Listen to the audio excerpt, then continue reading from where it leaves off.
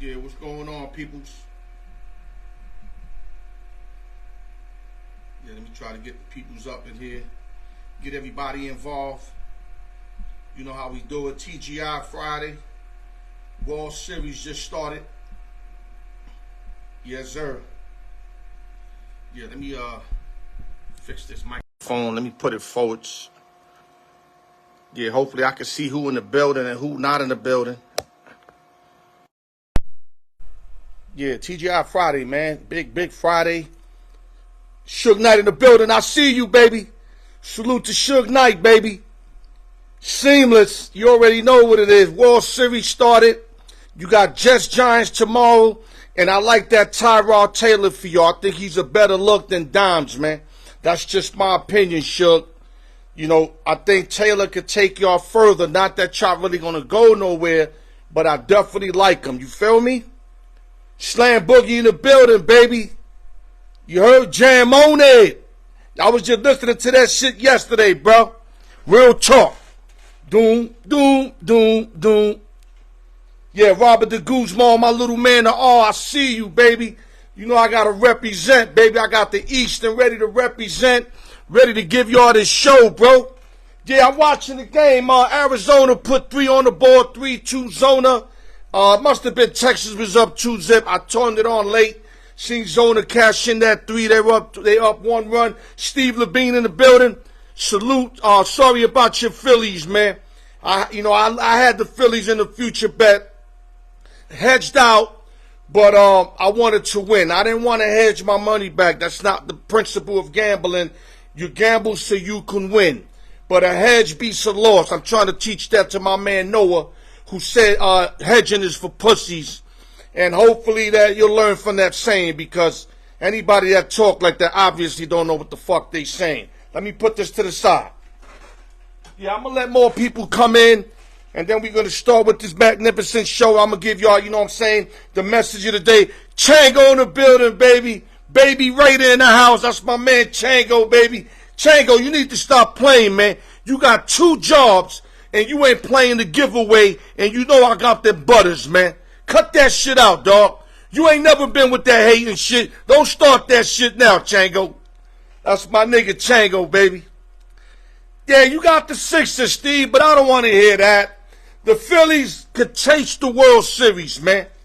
MG Raider in the building, locked and loaded. I know you ready, because we talked about it, man. But you got to wait a little while, because I'm going to have to talk a little bit. I'm going to have to make up for my man not being here. You feel me? Let me get to the message of the day. A lot of people on board now. Now we can start doing what we do. Let me take the Schwarzeneggers off. Yo, it get mad bright when I take these motherfuckers off. Should be mad dark like on some alley shit. Soon as I take them off, it's like white cloud out this motherfucker. Let's go to the message of the day, man. Practice what you preach. Live by the Jews you give to others. I want you to think about that. Practice what you preach. I had a lot of people tell me that back in the days, because I would say shit but not live by it. And as I got older, I learned to hold my own and keep on my level. Meaning, you practice what you preach. If you're going to put it out there, you better be living by it. Don't tell a motherfucker stop smoking weed when you drinking Hennessy all day. Practice what you preach and live by the Jews you give others. Let me put this joint on right here.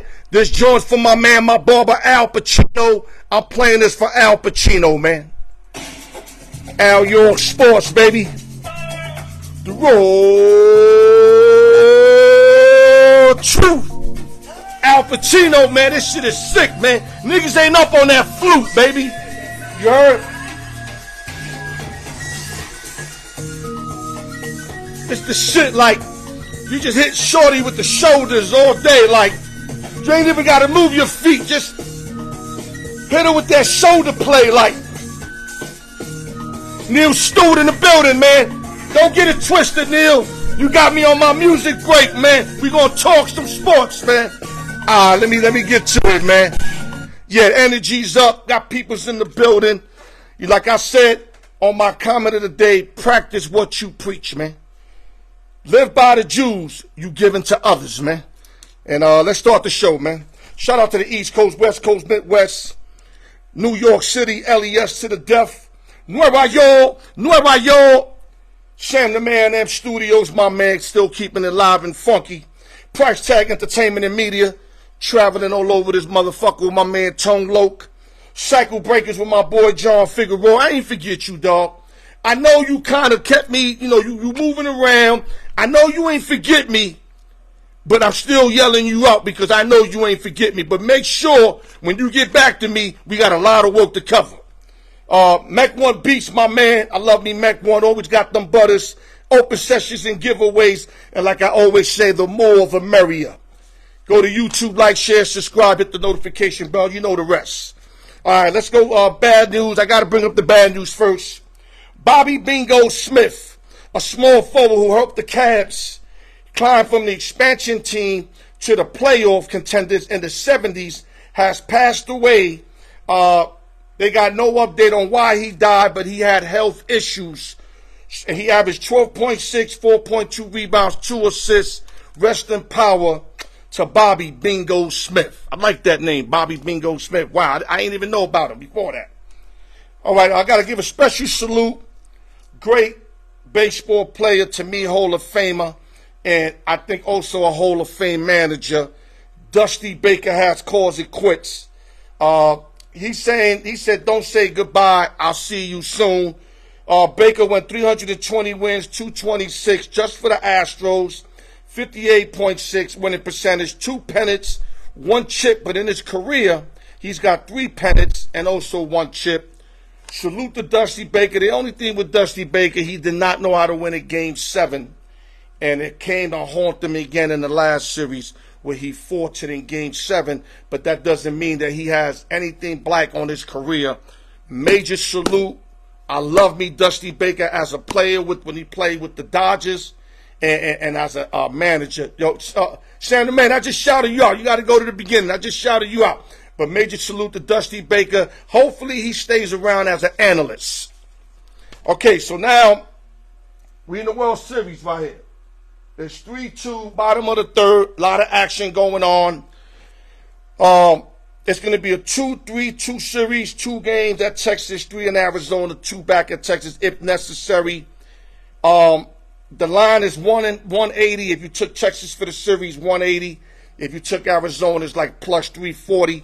So, plus 140, let me say it right. Rangers are the favorite to win the series. Texas Rangers been in the league since 1961, never won a chip. This is a great opportunity for them to finally cash one out. And the D-backs came in 1998 and won a chip in 2001 when they had the big unit, Randy Johnson. And, they just dominated they didn't dominate the Yankees. We had them. Kurt Schilling and them. We had them 3-2. We went to Arizona for the last 2 games. And, that Schilling and Randy White situation fucked us up. Arizona beat us on the head by Gonzalez off Mariano Rivera. I'll never forget that. And Arizona won their first chip. But right now they're playing the Rangers in a series that I think is going to be closer than what the number indicates. Because 180, that's like a 4-2 series, 4-1, if you tell me.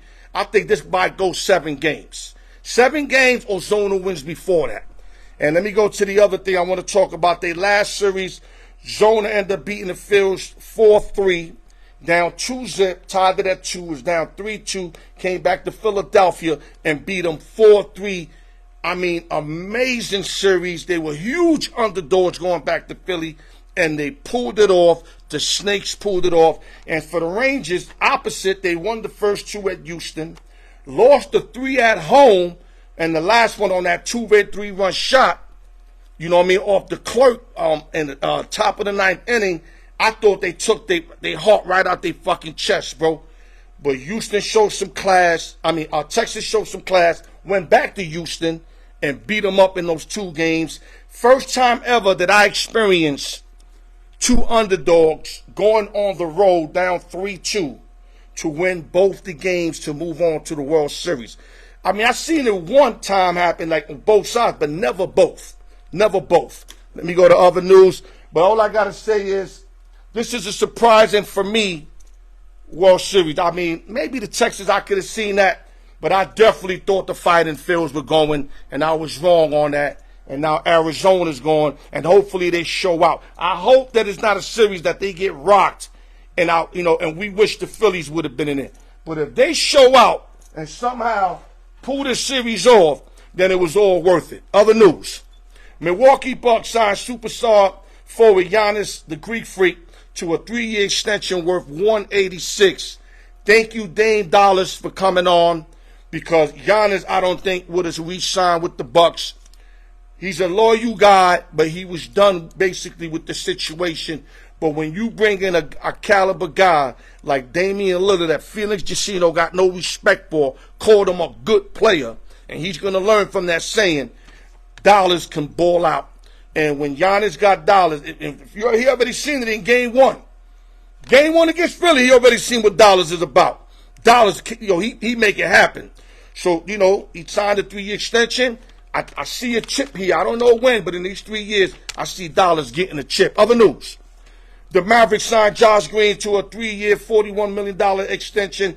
Green's only 24 years old, averages 9.13 rebounds, 1.7 assists. I'm just going to speed up because I got MG Radar on deck. We're going to bring an MG Radar on board, and we're going to cover all the football and all that. Indiana Pacers and head coach Rick Carlisle have agreed on a multi-year contract. Carlisle recently recorded his 897th victory win against the Wizards. Carlisle's only 63 years old, looks a lot younger. Great fit with Indiana. He also coached, you remember he was the head coach of the Pistons and also the Mavericks. Doing a great job in Indiana, great extension, money worth. Salute to Carlisle. Other news: defensive end Frank Clark, back with the Seahawks, man. He started out with the Seahawks, ended up going to the Chiefs, got a couple of chips, went to the Broncos, was disappointed. Now he's back with the Seahawks, a much-needed pass rusher that the Seattle Seahawks needed. Frank Clark, they traded for him.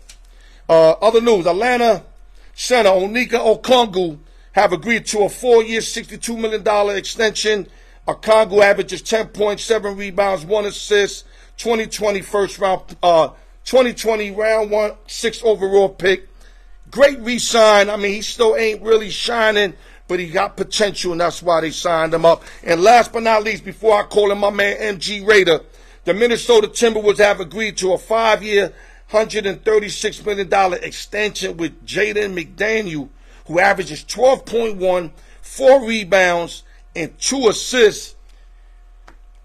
They just giving money away. Like, this is what you call a mediocre player who got the bag 5 years, 136 M's.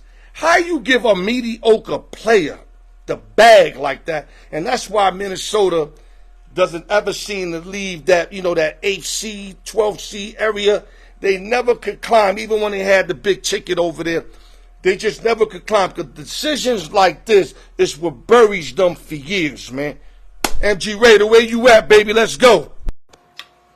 I'm feeling it. I just have to put a little news out there for the peoples. Izzy is in the building. We got my man Maurice in the building. I see y'all, man. Let me get my boy in real quick. Let me see if I could.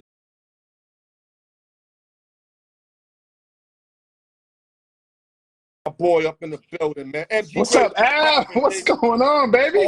Oh, I hear you perfect. You see, you got that sometimes I do, sometimes I don't situation going on. It's all good, man. And I see you repping that Aztec. I took them with all those points against Washington last week. And they played really good. Arizona State, not Yeah. Aztecs. The Sun Devils. They played really good. Sun Devils, my bad. Devils, my bad. They were one pass interference away from, like, winning. If my boy Muhammad, number 1, didn't tug on my cousin's jersey, it would have been 6, baby. Yeah, I seen that. And y'all were able to contain Penix, which I thought was very, very impressive. Y'all contained them the whole game. I don't want to hear it was rain, because it rained a little bit. It wasn't even the rain. Y'all played your tails off. Salute to Arizona State Sun Devils. Let me say it correct, not Aztecs. Anything you want to add on before we move on? No, that's all good. Okay, let's jump right into the NFL. What's up, Xavier? I want to start with the Raiders. I was going to do games of the week. Let's start with the Raiders, 3-4. Embarrassing loss to the Bears. Believe it or not, I had the Bears. I just knew something, too much money. The backup, a lot of people didn't know about, no video. I had my reasoning for taking the Bears. The Bears ain't better than the Raiders, but I just thought they was unprepared for the Raiders. So what we doing in Vegas? Like, are we going to just sell? Are we going to get rid of Josh McDaniel? I'm talking to you because you do a lot of real good work on the Raiders. You keep up with them. You be on the page and all that. I'm just taking whatever I can take. You actually inside. What's going on with the Vegas Raiders, my dude? Well, I'm gonna tell you, man. There's a disconnect between the players and the coach. Obviously. There's a big disconnect.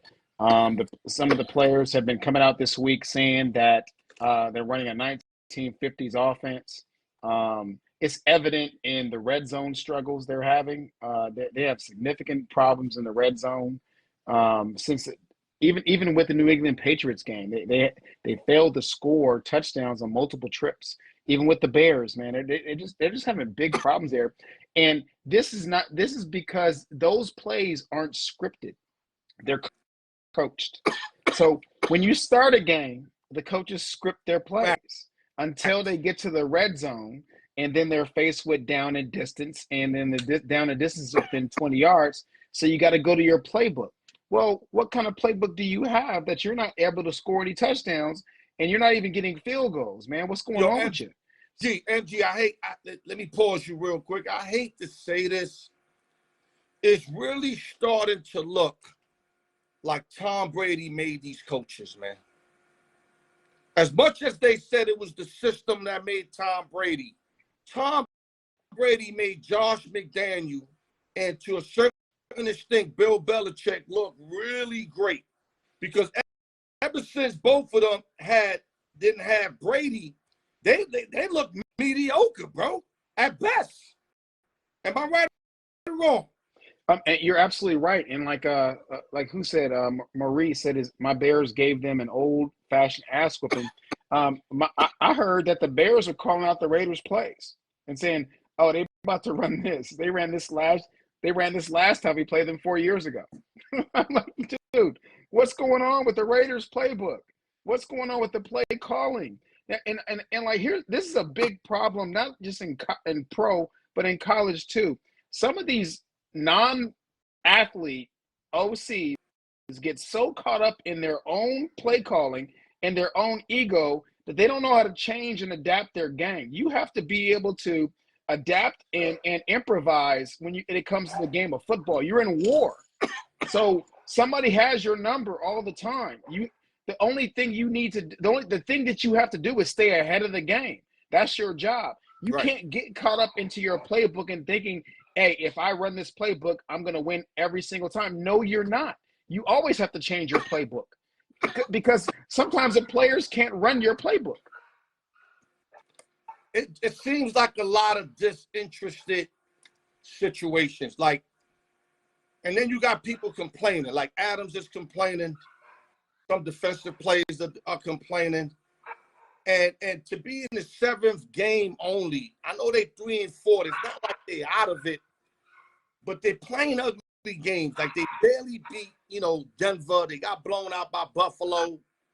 Played good against the Chargers, good enough. They only lost by 7. Then they won 2 real lucky games against the Packers and the Patriots. Felt that could have went either way. Then you get blown out by the Bears. I represent the Raiders once a month, but I keep it all the way 100. I don't like what I'm seeing, dog. I think they're too talented to put out this kind of product on a week-to-week basis out there, Mark Hillary. And I know you being a fan, I know you're not going to be biased because you can't because it looks ugly out there, bro. Nobody that likes football. Right now, if you running the whole shit, if you was, let's say, Mike Mayock back in the day, what do you do right now? What's your first thing you do? I'm firing the offensive coordinator and bringing and putting McDaniel's butt on the fire. We can't fire McDaniel because we're still paying for we're still Two paying head two coaches, coaches. right? So Stuck McDaniel is in, with him. and he knows that, right? But he's still coaching for his next job. If he's not successful with the Raiders, he's going to be a coordinator in 2 years. So what the thing about this is we have to start make we have to start using the I mean, he's not even using Hunter Renfrow. I mean, are you Oh kidding my God! me? What? Yo, Hunter his Renfrow man has one deserted catch. Renfro before he got there. Now you don't even hear He has Renfro from one anybody. catch. I joked around with one of my homies, Gerald. He might be on here. I said, man, we should have kept the special teams coach and just put coordinators around him. He actually took us to the playoffs. McDaniel, Shit. Josh McDaniels inherited a playoff team, and he's not done. And like he's regressed from that group he inherited. Now, it's crazy because I think that Bashara was a better coach than Josh McDaniel. All we needed to do was get high value coordinators around him, and man, homeboy would have been good. Hey, you know what? What have you done for me lately, Al? Well, what I'm gonna say, like I said, I keep it all the way 100, bro. I liked the signing of McDaniel when it happened because I felt when he failed at Denver and went back to daddy in New England, I figured he figured out what he did wrong while he was the coordinator in New England, looking back at what he did at Denver. So I would think that he would have come new and improved. This guy is the same disaster, MG. The same fucking disaster. And then, like you said in the red zone, you didn't even mention the Pittsburgh game when he kicked that field goal on 4th and 4. Right. I'm like, Hey, 2 minutes left. and Like, you're going to count on your defense to get you one stop because that's all they was able to get was one stop before they don't have enough timeout. You got to go for that shit. And for the football heads, I'm going to make this point for the coaches and future coaches. You script between the 20s. You got to coach from 20 to the goal line, right? That's why red zone efficiency is like a separate stat than between the 20s. They get to the red zone, right? Because they script these little plays. They get to the 20-yard lines. The problem is they're 25th in the NFL in red zone offense at 48.9%, and they have a low of 16.7 points a game. They actually had a season high of 21 points against the New England Patriots to win that game. 21 points is a season high. And you got weapons. You got Jacobs.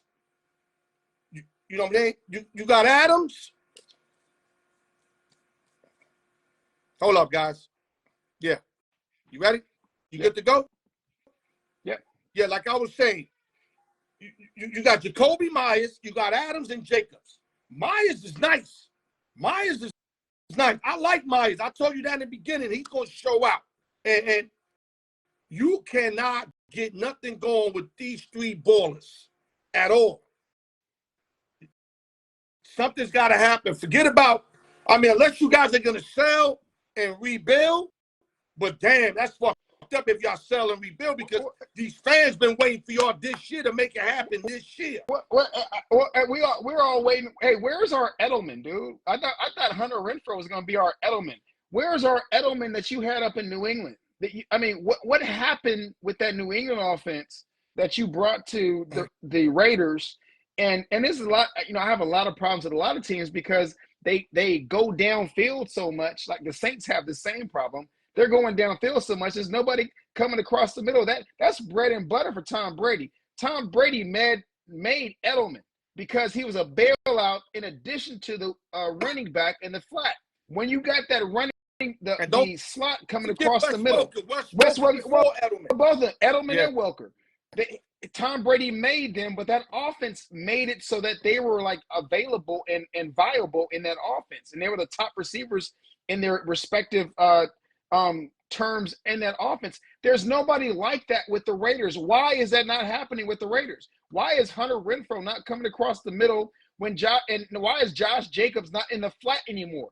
It's like, what are you trying to do brand new here, dude? Like, That's the coaches, because Renfro was given the name Third and Renfro for a reason.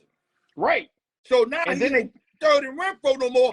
Why did you take away what was working for him? He's not winning anything. He doesn't even. He has one catch this season.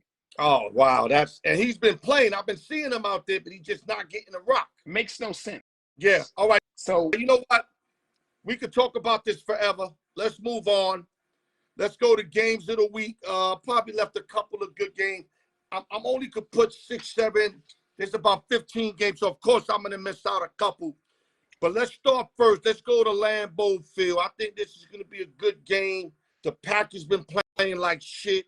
It's time for the Packers to turn it up, and they get a division rival in the Minnesota Vikings, who are 3-4 versus the 2-4 Packers. But the line is only 1, and there's a reason why it's only 1, because everybody, all the expertise, are expecting the Packers to play this day on Sunday.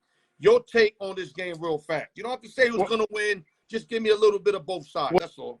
Well, this game is actually historic. This is like one of the most historic games coming up this weekend because it's the 126th meeting between the Packers and the Vikings. And here's the thing. It's crazy. This is the first time since 1992 that neither Brett Favre or Aaron Rodgers is not starting for the Packers. Right. Isn't that crazy? So I like the Vikings. The Packers are great. I like Jordan Love. I think Jordan Love is going to be an above average quarterback in this league. But I like the Vikes in this game. I think Johnny Jefferson, if he's back, no, he's not. I like the Vikings. He's going to be in the back till mid-November, but I thought he was coming back. They got the young boy. I think it's McFadden, if I'm right. Well, it's on Monday night. He played pretty well. And they got the Vikings are Osborne and Hawkinson, so they deep. The Vikings are a stronger team, and I have this thing about indoor teams playing in cold weather early. I think they win. So I got the Vikings in this one. Right. I mean, they're the hotter team. They're the better team. They should prevail, but this ain't a free pick. We're just giving leans. Now let's go to Heinz Field in another intriguing game.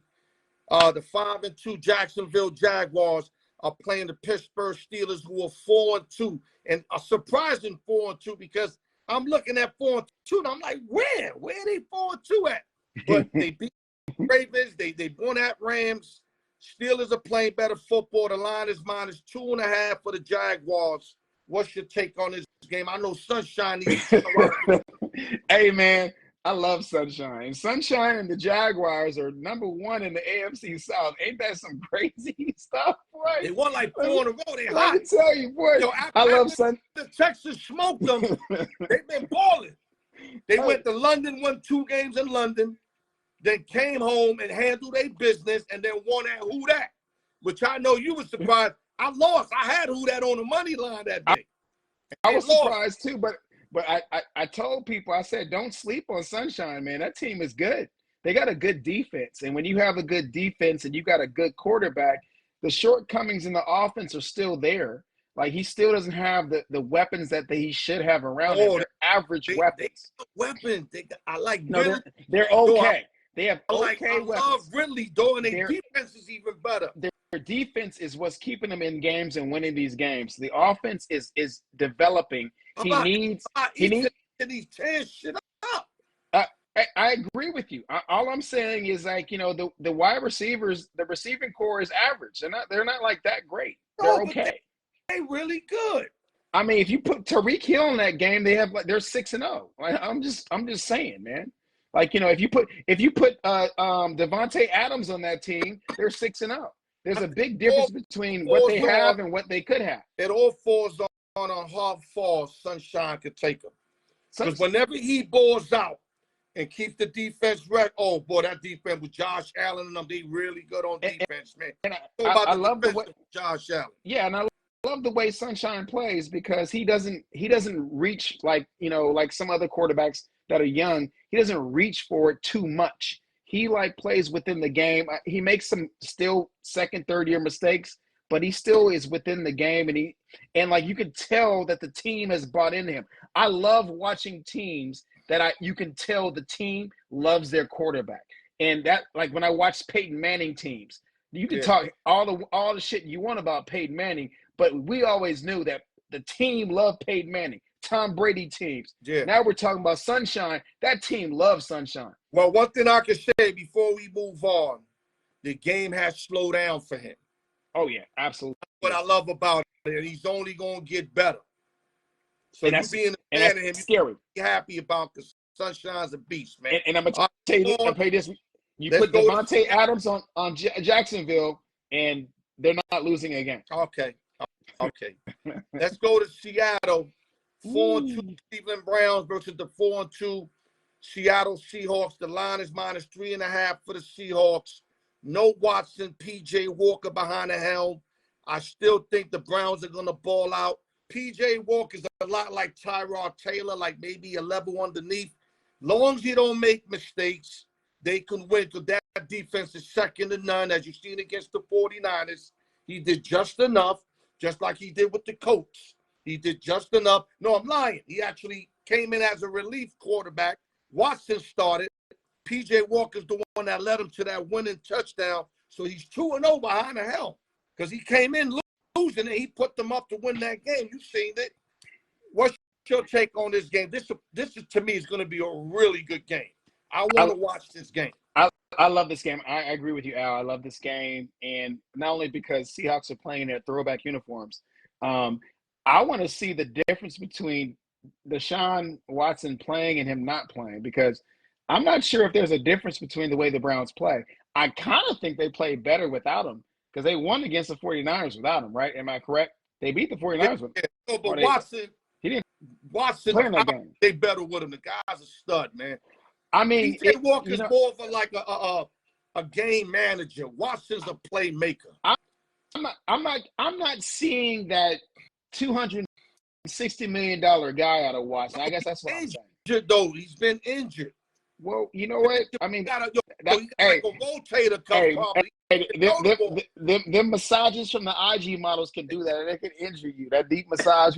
When you tell the IG model to massage you so like that can cause like a lot of injuries. I mean, I ain't done it myself because I ain't like that. But I'm just saying, like, he could be injured.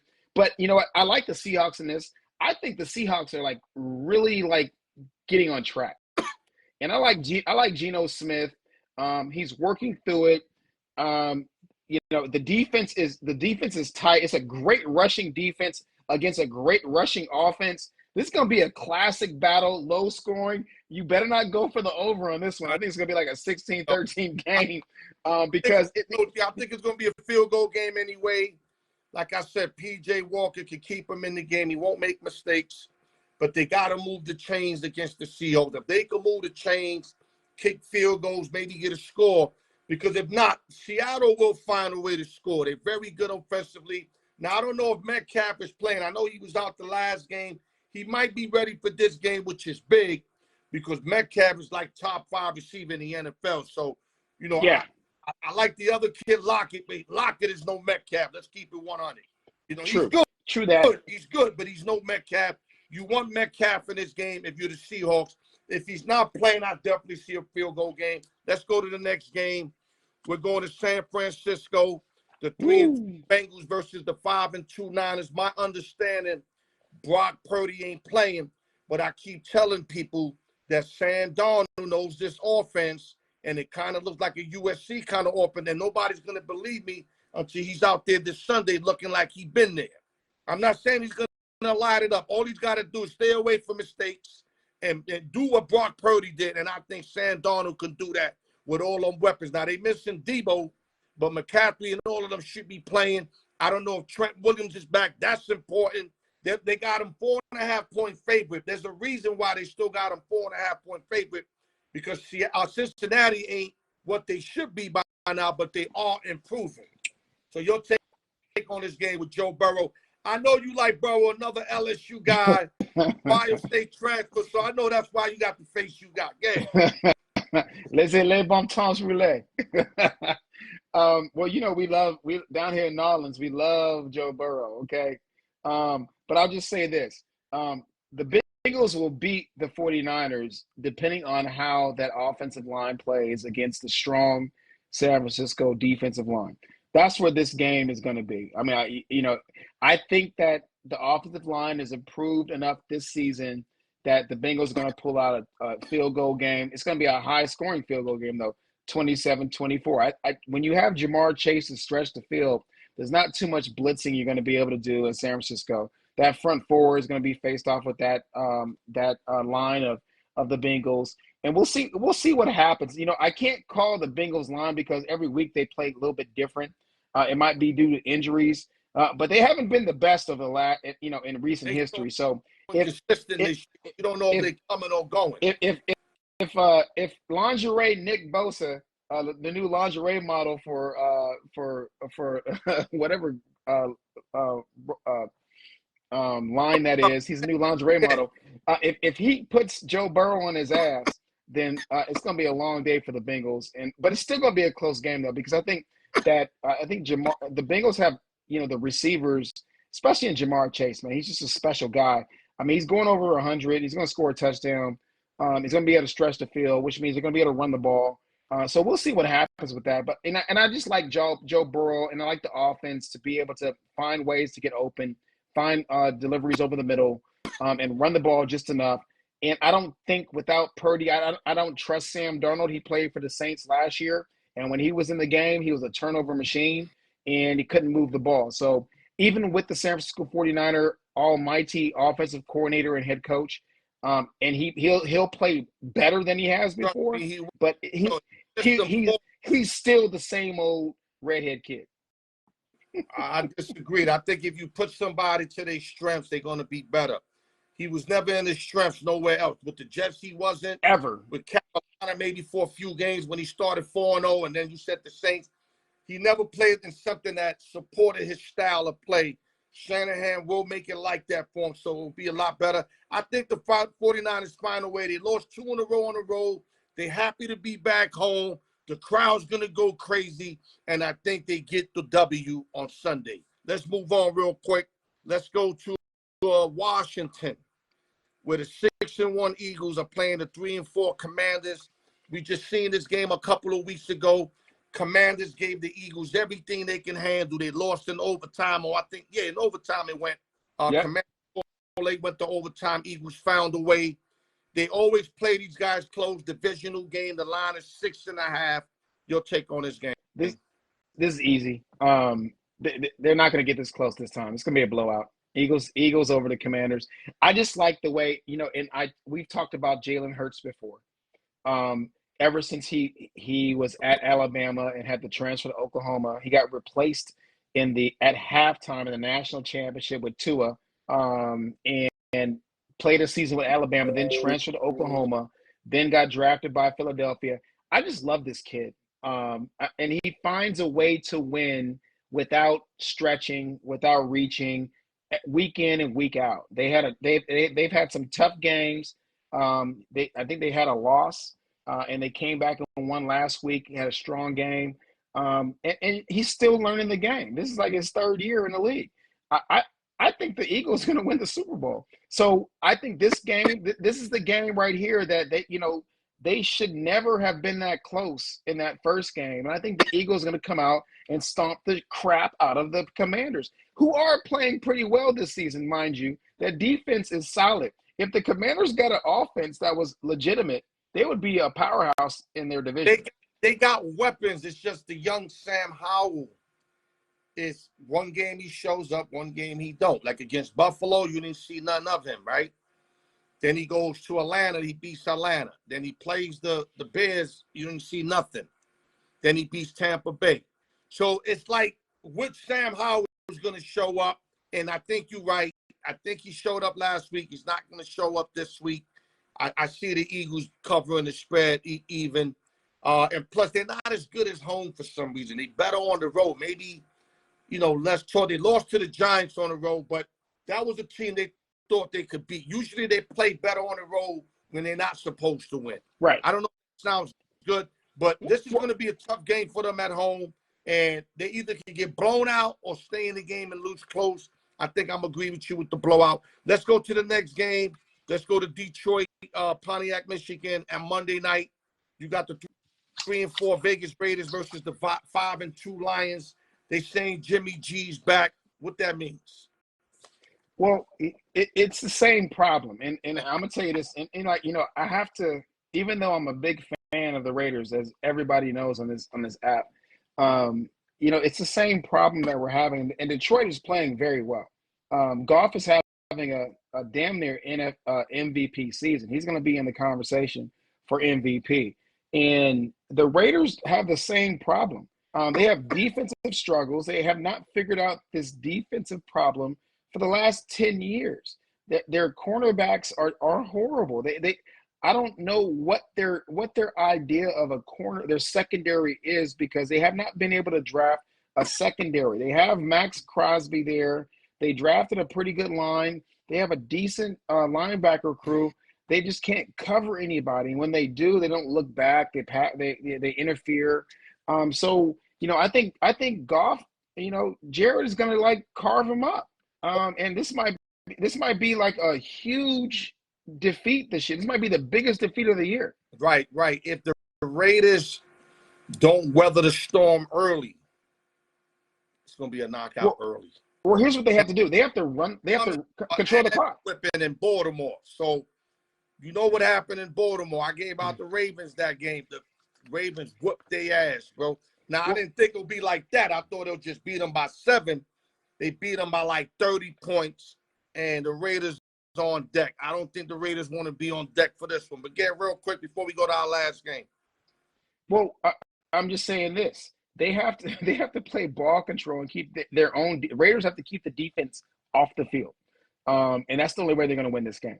And that means they got to run the ball. They got to play clock control football. And that's something game, dog. They have not done that all season. Yeah, and what somebody told me this, past is prologue. So you ain't done it before. You're probably not going to do it this time.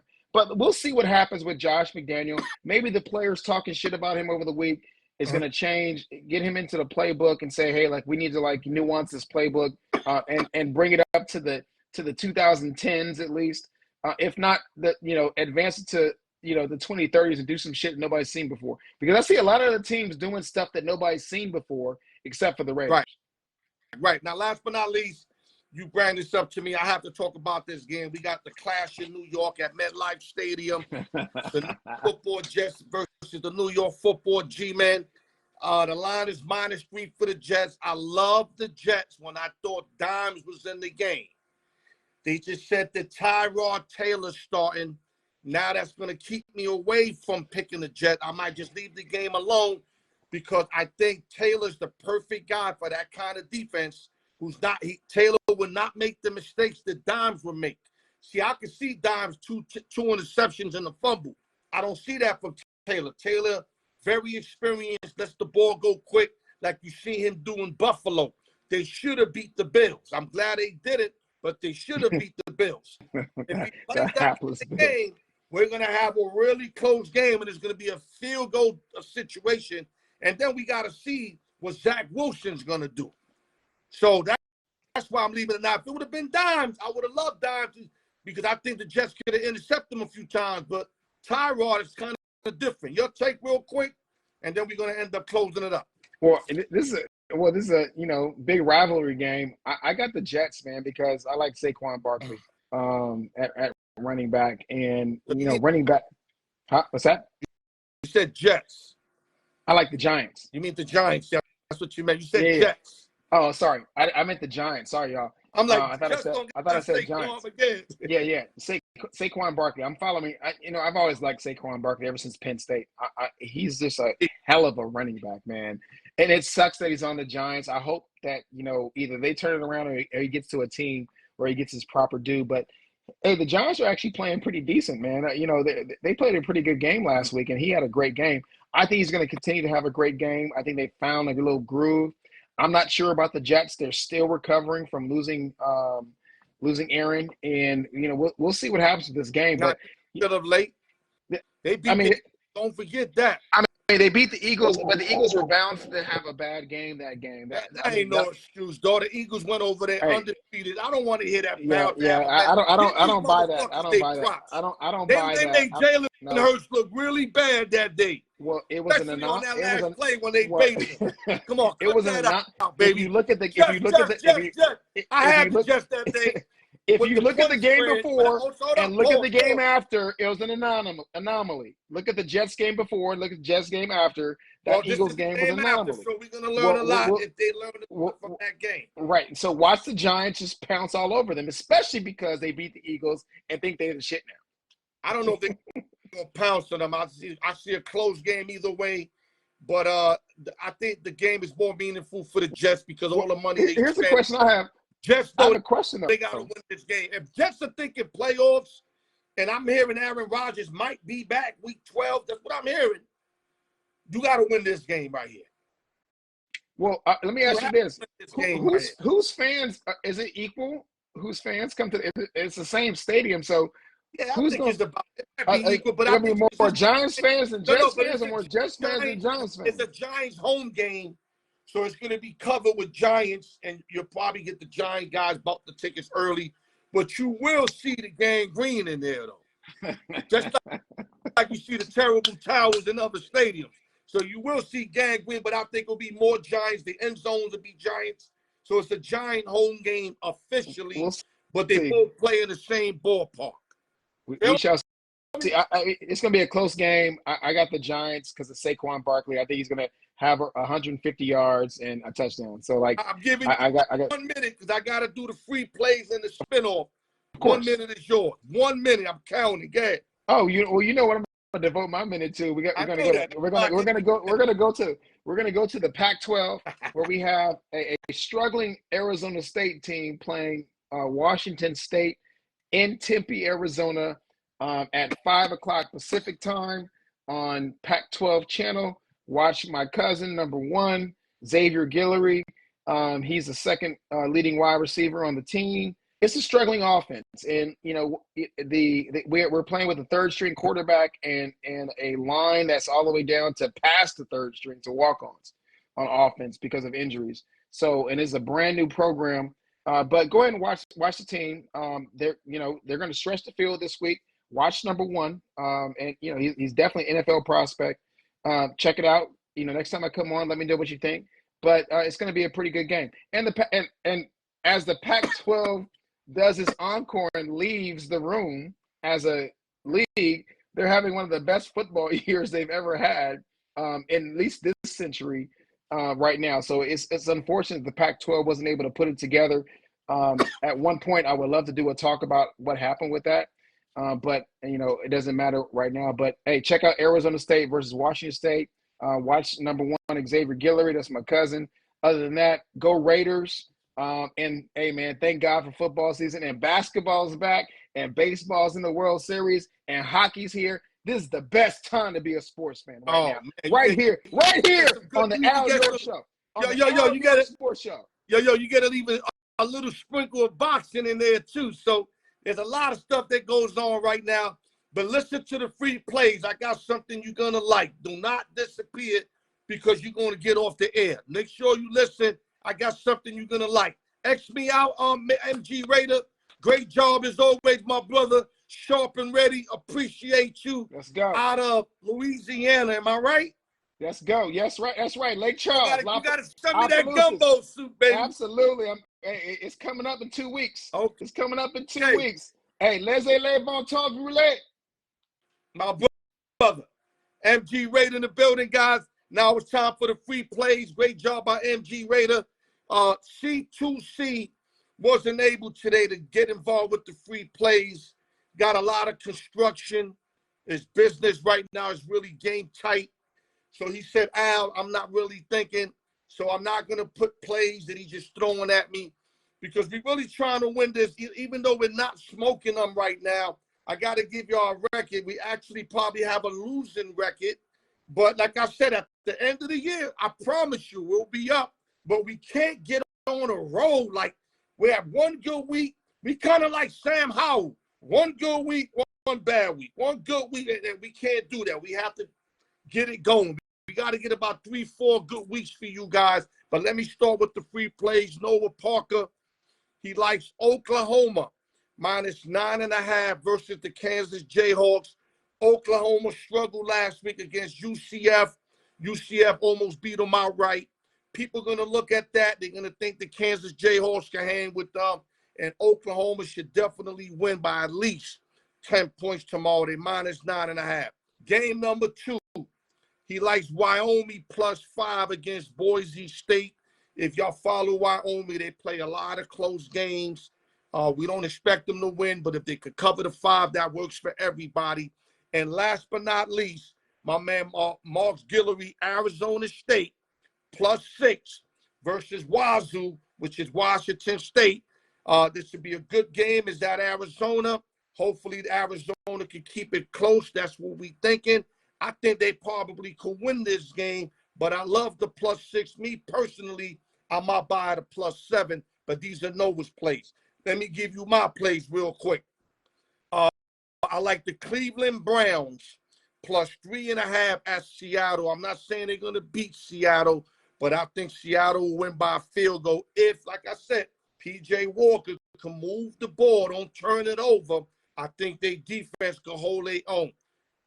Browns are second to nothing on anybody else on defense. They could play defense. Let me look at this game. 5-3 Arizona's early, bottom of the 5th. 5-3, but they touched Evaldi. That's important. My second game, I like a money line. This is -115, -20 to double team this money line. I like the Lions money line versus the Raiders and also the Niners. A lot of y'all are going to disagree with me because Brock Purdy ain't playing, but I think the Niners get it done. I don't think they're going to go 5-3. They're going to go 6-2. They're going to get healthier, and they're going to make another run. Niners do not want to lose this game right here and start falling behind other teams for that home field advantage. I like Niners, and I like the Lions on a parlay money line. And last but not least, 6-point teaser, I like the Tennessee Titans from +2.5. You bring them up to 8.5 against the Falcons. If you watch the Falcons all year, every game is a tight game. The only blowout they had was week 1 against Carolina, but then they got blown out against the Lions. But every other game has been like a 2-3-point game. You bring the Titans up to 8.5, and in the back end of that ticket, you bring the Chargers from 8.5 to -2.5 versus the Bears. The Bears will play tough early, try to keep it close, but too much Chargers. 2-4. They got to get their act together. If they want to compete in this division, in the conference, Chargers have to win this game, and I think they will. Those are your free plays. Now let's go to the spinoff, and we're going to start. Give me 1 minute. Yeah, get your best in, guys.